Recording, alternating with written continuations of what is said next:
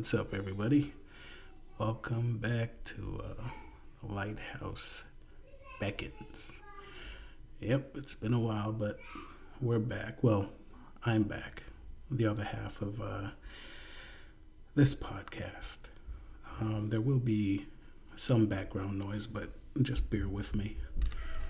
I'm making this recording or just a minor thing that's been on my head because today I just had a conversation with a friend of mine, and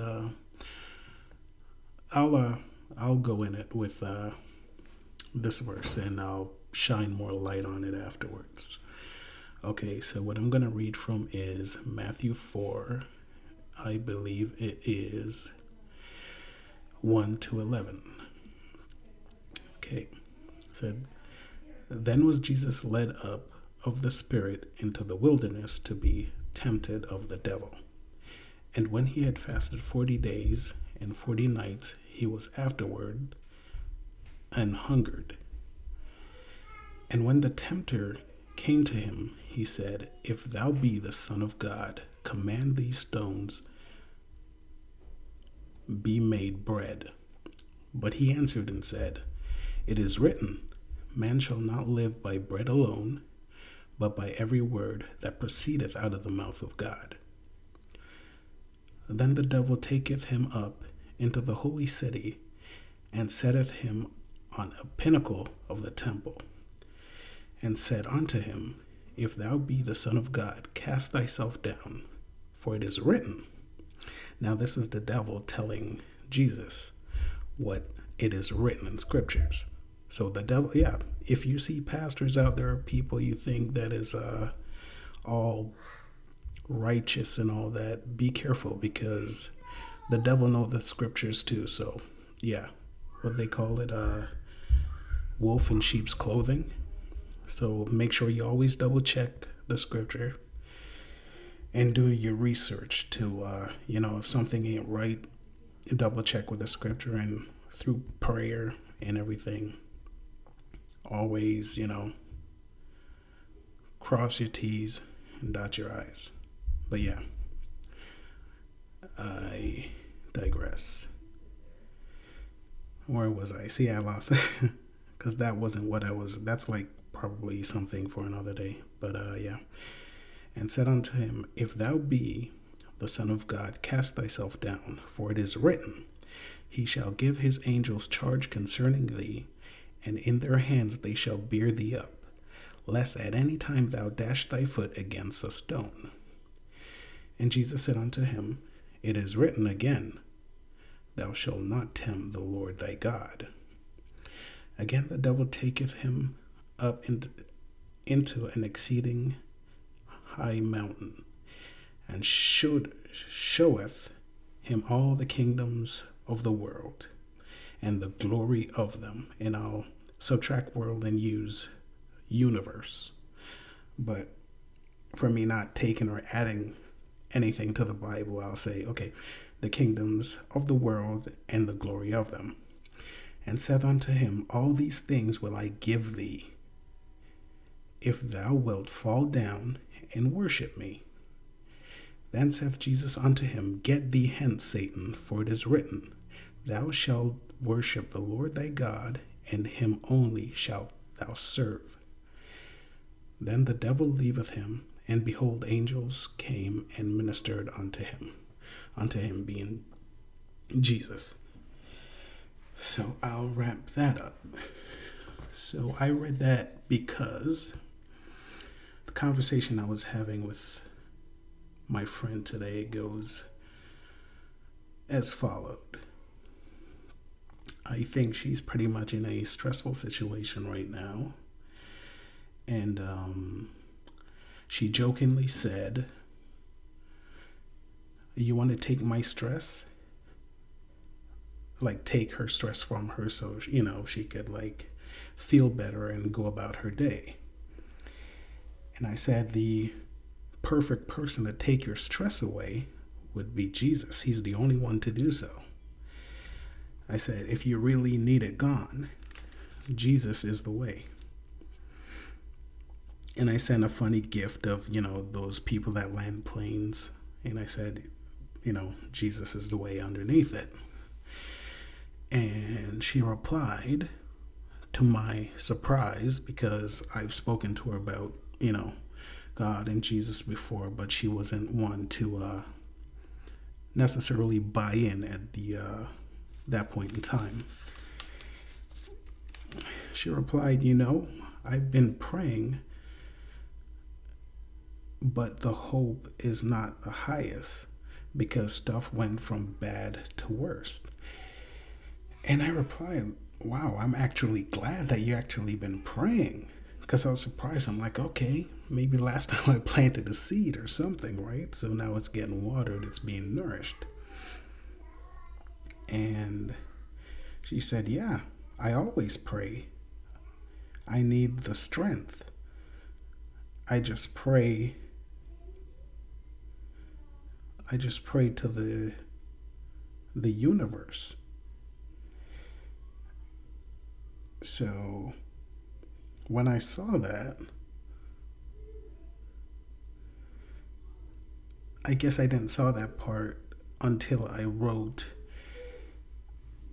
just keep in mind, because I put, keep in mind, when you're praying, don't treat it like, God's a genie, or, it's something you have to build up a relationship with. So, like, even though it seems like it's going bad, that's where your faith comes in and go from there. And I said, but I'm glad that you've been praying, which I haven't seen the universe part yet. And she said, yeah, I pray every day to the universe. And then I'm like, oh.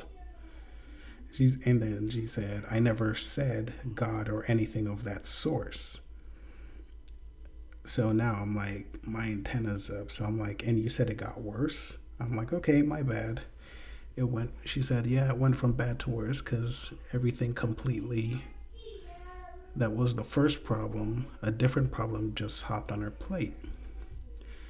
So I replied back that I thought, since I mentioned Jesus, you replied back that you've been praying. I assumed that you meant, to God. But yeah, I said I have no knowledge on praying to the universe, so I don't know how that works.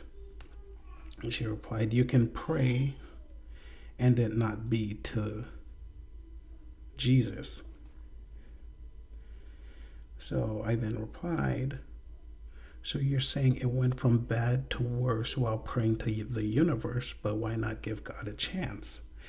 But, I don't want to get into the old back and forth. So I said, but I don't know. I hope you you get over it, and because stress could be a dangerous thing, both mentally and physically. And I kind of left it there. So after sitting and gelling with that, forgive me because the edit's not going to be too good because this is off the top of my head, so I doubt I'll do any crazy edit. So after that, with the whole praying to the universe, it came to my head that if you pray to the universe, or I'll say if you pray to the world, it'll probably be granted to you. If you pray for riches, you pray for lust, anything to do with the flesh, I am pretty sure that it will be given to you, but at a cost. Now going back to Matthew 4:1-11, where the tempter, the devil, came. This is his playground. He could give you whatever you want, but at a cost. So yeah, keep praying to the universe, and then you get something, anything fleshly. I'm pretty sure you pray for riches, it'll come, but there is a cost. You see, you could pray for it, but the devil wants something back in return. Now, if you pray to God, yes, there'll still be trials and tribulation, but it's something you keep getting. You keep getting. That's why when you pray for things that's for the flesh, it's just temporary. It's just for a season. You laugh today, but there's nothing that you can be fulfilled with praying for fleshly desire. You'll never be fulfilled. It will just never, there will always be a hole that cannot be filled by whatever you have in this world, unless it's you going to Jesus, you give him your praise, your full heart, soul, and mind. Yes, you might go through a little time where everything seems like it's upside down, but you will smile and laugh afterwards, because God is somebody that it keeps giving. You'll always just keep refeeding yourself. But when you pray to the universe, everything, it comes with a cost.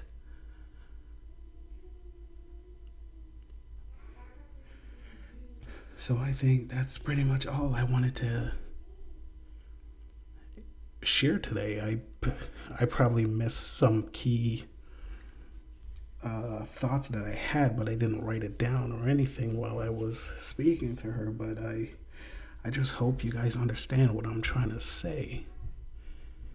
If you pray for things of the flesh, it might be granted to you, but at what cost? There will always be a hole that not even this world can fill. But if you put your faith and trust in God and look past the flesh, look past this temporary thing that we call life, and store your treasures up in heaven and not here where things decay and where moth gets to, right? Just keep that in mind. There will always be a hole that cannot be filled by fleshly things. Put your trust in God, and just remember, let all you do be done in love. Sorry for the background noise. As I said, it was just on my mind, and I just put it out there. I hope you guys stay safe and have a great day. God bless.